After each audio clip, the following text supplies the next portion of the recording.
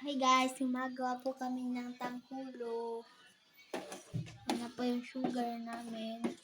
Kuy na to no ma. Kunti pa kasi may bobo.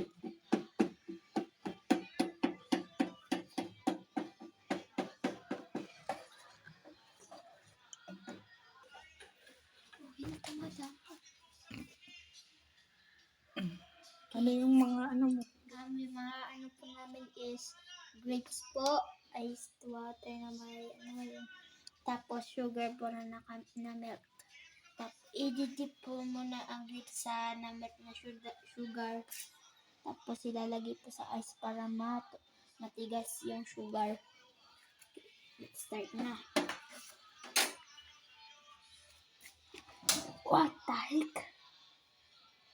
Your crops, then your barns will be filled to overflowing and your vats will brim over with the new wine. Amen. How we can honor the Lord with our wealth.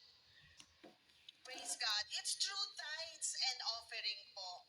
When we give a portion of our earnings to the Lord, we acknowledge God's ownership po sa pamamagitan lamang ng ating kakayanan kung bakit tayo'y may mga tinatangkilik, kundi ito ay pagpapalang nagmula sa ating Panginoon. Tingnan mo yung Praise walang God. tumutulong Sa mo. pamamagitan po ng ating pagbibigay, ipinapakita po natin ang ating lubos na pasasalamat sa patuloy na paggabay, pangunguna, at pagtugon ng Diyos sa ating mga pangangailangan.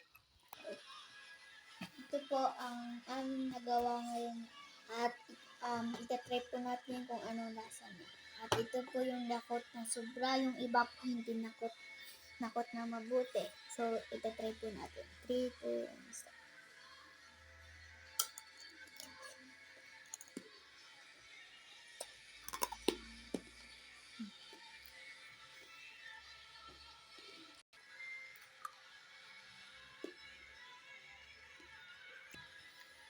Ang sarap po guys, matamis, crispy po, solid.